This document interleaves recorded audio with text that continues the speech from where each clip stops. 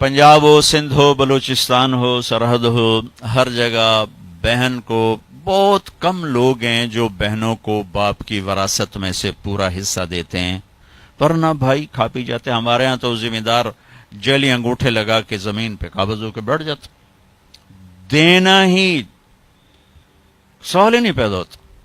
اور میرے رب نے جب قرآن اتارا تو بیٹی کی وراثت پہلے بیان کی، بیٹے کی وراثت بعد میں بیان کی۔ یہ عجیب بات۔ یہ عرب کا دستور تھا کہ بچی کو کچھ نہیں ملتا تھا، سارا بیٹے کا۔ ہندی ثقافت میں بچی کے لیے کچھ نہیں، سب بیٹے کا ہے، بچی کے لیے جہیز ہے بس۔ میرا نبی جو دین لائے اور عرب کا جو ماحول تھا وہ یہ تھا سب کچھ بیٹے کا، تو قرآن یوں سوال اٹھاتا تو پھر بیٹی کو کیا ملنا چاہیے، یوں سوال اٹھاتا نا، تو اللہ کہتا بیٹی کو بیٹے کا آدھا ملنا چاہیے۔ لیکن اللہ نے جب قرآن اتارا تو ایسا خوبصورت انداز میں اتارا کہ اللہ نے یہ سوال اٹھایا کہ بیٹے کو کتنا ملنا چاہیے۔ بیٹے کو تو مل ہی رہا تھا پہلے، لیکن اب قرآن کی یاد میں پیش کرتا ہوں۔ قرآن نے یوں سوال اٹھایا کہ بیٹے کو کتنا دیا جائے گا، جیسے بیٹے کا حق ہے ہی کوئی نہیں، بیٹے کو کتنا ملے گا؟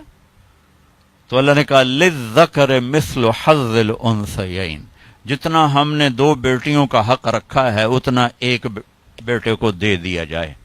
حالانکہ ماحول کے مطابق ہونا چاہیے تھا جتنا ہم نے بیٹے کا حق رکھا اس کا آدھا بیٹی کو دے دیا جائے۔ میرے رب نے کہا جتنا دو بیٹیوں کا ہم نے حق رکھا ہے وہ ایک بیٹے کو دے دیا جائے۔ پورے عرب کی تہذیب پر ہتھوڑا چلایا کہ جس پیٹ سے بچہ نکلا اسی سے تو بیٹی نکلی، جس چھاتی کا دودھ بیٹے نے پیا اسی کا تو بہن نے پیا ہے، اسی کا تو بیٹی نے پیا ہے، جس چھت کے نیچے بچہ پروان چڑھا اسی کے نیچے تو بچی پروان چڑھی، جس گود میں بیٹا پروان چڑھا اسی گود میں تو بیٹی کھیل کے پروان چڑھی، اور دوسرے گھر جا کر تم نے اس کا حق اڑا دیا۔